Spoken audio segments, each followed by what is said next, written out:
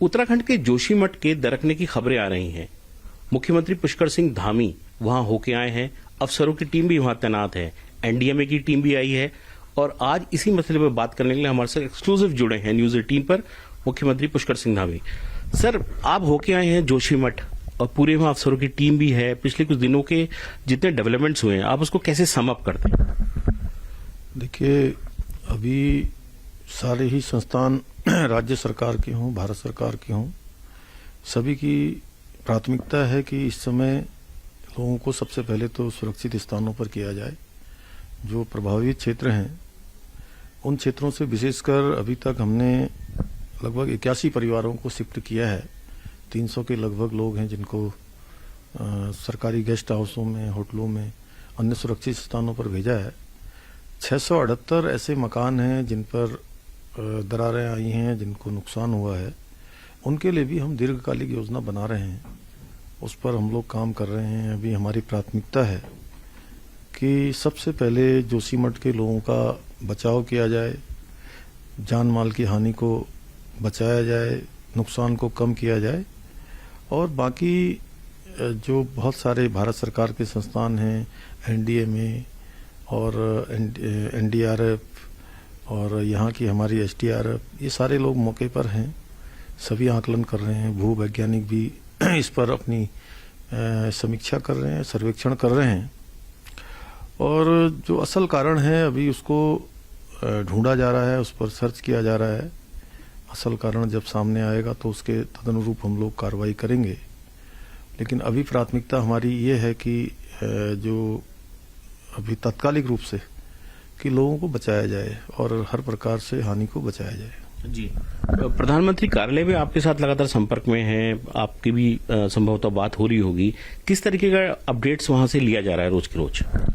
देखिए, प्रधानमंत्री जी की चिंता है कि लोगों की जान माल की रक्षा की जाए और इसमें अभी तात्कालिक और दीर्घकालिक जो इनके पुनर्वास की स्थिति है उस पर एक प्लान किया जाए और हम लोग उस पर काम कर रहे हैं। अभी पीपल कुटी और गौचर के आसपास की कुछ जमीन भी तलाशने का काम हो रहा है, उसका भी भू वैज्ञानिकों के द्वारा पहले सर्वेक्षण कराया जा रहा है और अगर वो भूमि सही निकलती है तो वहाँ पर हम लोग आगे के लिए उसका एक हमारे पास विकल्प रहेगा कि हम वहाँ पर आगे बढ़ेंगे उस पर। अच्छा, आपने अभी बात कही कि लोगों को डिस्प्लेस करा जा रहा है, 81 लोगों को अन्य जगहों में शिफ्ट करा जा रहा है और बाकी भी परमानेंटली भी उनको शिफ्ट करा जा सकता है, जैसे अभी आप बता रहे थे पीपल कोटी दूसरी जगहों में। इसमें जो कॉस्ट लगेगी, इसमें एक बड़ी कीमत आएगी, वो कीमत कौन वहन करेगा?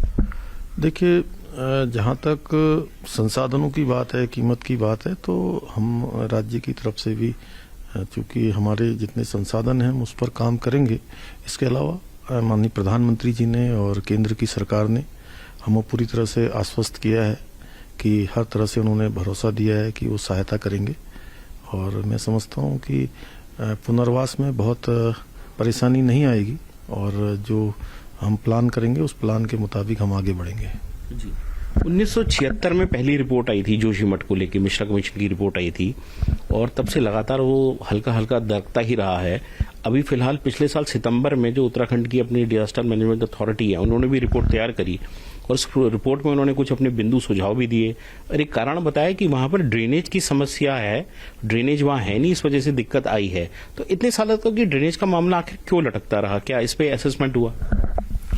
अभी हमने जो बीच में एक बड़ी हाई लेवल की मीटिंग करी थी जिसमें सभी अधिकारीगण थे।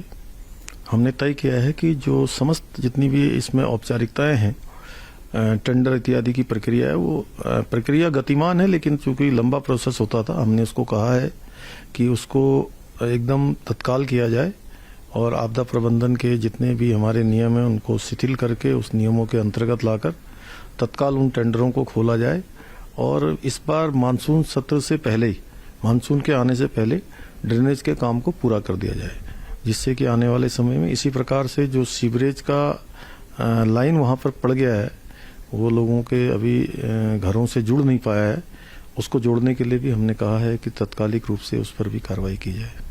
मतलब जो आपको फीडबैक मिल रहा है अफसरों से और एक्सपर्ट्स की टीम से, तो क्या लगता है कि जोशीमठ आगे कुछ बचाया जा सकता है अभी जितना खसक रहा है उसके बाद? नहीं, देखिए, हमें पूरी आशा है और हर प्रकार से हम आशान्वित हैं कि जोशीमठ शहर जो हमारा बहुत ही एक पौराणिक शहर है, एक आध्यात्मिक शहर है, पहला मठ जोशीमठ में स्थापित हुआ था, सामरिक रूप से पर्यटन की दृष्टि से ओली भी उसके पास में है, बद्रीनाथ जी का भी सबसे नज़दीक का शहर वो है। वो शहर बचेगा और हम भगवान से भी प्रार्थना करते हैं कि भगवान हम सभी पर अपनी कृपा करें और जोशीमठ शहर को बचाएंगे। और सभी लोगों से भी मैंने अनुरोध किया है, विभिन्न विचारधाराओं के लोग, सामाजिक संगठनों के लोग, सभी लोग इस समय में जोशीमठ के लोगों को बचाने के लिए आगे आए। हम पूरी तरह से जोशीमठ के लोगों के साथ खड़े हैं। केंद्र की सरकार, माननीय प्रधानमंत्री जी पूरी तरह से जोशीमठ लोगों के साथ खड़े हैं और हर संभव उन्होंने भी सहायता का हमको भरोसा दिया है। 520 मेगावाट का जो एनटीपीसी का प्रोजेक्ट बन रहा है वो भी बहुत सुर्खियों में है। स्थानीय लोगों ने उस पर आरोप भी लगाया है कि वो भी एक बड़ी वजह हो सकती है जोशीमठ की प्रेजेंट हालातों पे। और 2 साल पहले जब वहां आपदा आई थी उसी वैली में, तब उस एनटीपीसी के प्रोजेक्ट को नुकसान भी हुआ था। आपको क्या रिपोर्ट मिल रही है?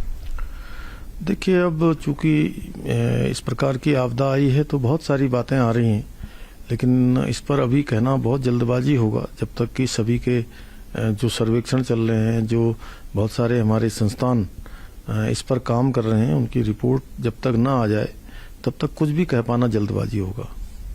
सर, ये बात सामने आई है कि जोशीमठ पूरे ग्लेशियर मोरैन पे बसा है, मतलब वो एक तरीके का मलबा है और उत्तराखंड में बहुत सी जगहों की स्थिति इसी तरीके की है।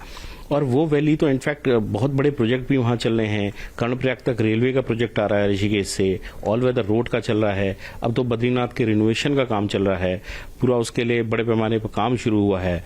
क्या अब आपको लगता है कि एक बार इन सारे कामों को रिव्यू करने की कहीं जरूरत महसूस हो सकती है स्टेट के लेवल पे? नहीं, हमने कहा है कि हम जितने भी हमारे शहर, चाहे आज जोशीमठ हो, कर्णप्रयाग हो, हमारा पौड़ी हो, अल्मोड़ा हो, नैनीताल हो, मसूरी है, ऐसे अनेक शहर हैं जो हमारे टिहरी शहर है, तो इन सभी की धारण क्षमता का हम आकलन करेंगे और धारण क्षमता यदि पूरी हो गई होगी तो निश्चित रूप से उस पर आगे विचार करेंगे। जो बद्रीनाथ के स्पेसिफिक प्रोजेक्ट है, जैसे केदारनाथ में हमारा काम चला है पूरे रिकंस्ट्रक्शन का, बद्रीनाथ में भी चल रहा है, को लगता है कहीं कोई उस पर फर्क तो नहीं पड़ेगा जोशीमठ की आपदा के बाद? नहीं, सभी का आकलन करेंगे और मैं समझता हूँ कि बद्रीनाथ का जो निर्माण कार्य है वो बहुत ही सुव्यवस्थित तरीके से हो रहा है, सारे मानकों के आधार पर हो रहा है और इकोलॉजी को भी ध्यान में रख के उस पर काम चल रहा है। आपने बड़ी इंपॉर्टेंट बात कही है लोड कैरिंग कैपेसिटी की, उत्तराखंड के शहरों की, तो ये बड़ा फैक्टर है। मसूरी है, नैनीताल है, धारचूला है, कई शहर इस तरीके के मुहाने पे हैं। तो क्या महसूस किया जा रहा है कि पूरी अर्बन डेवलपमेंट की एक नई पॉलिसी भी बनाने की जरूरत पड़ सकती है? निश्चित रूप से एक बार पहले इसका आकलन करेंगे और जहां जरूरत पड़ेगी तो हम इस प्रकार की नई पॉलिसी भी यहाँ बनाएंगे। जी, बहुत धन्यवाद। तो ये थे उत्तराखंड के मुख्यमंत्री पुष्कर सिंह धामी, जिनका कहना था कि बहुत से फैक्टर्स हो सकते हैं जोशीमठ की घटना के पीछे, सबका आकलन किया जा रहा है, उसी आधार पर आगे की पॉलिसी भी बनाई जाएगी। कैमरामैन दीपक उपाध्याय के साथ अनुपम त्रिवेदी, न्यूज 18 के लिए देहरादून से।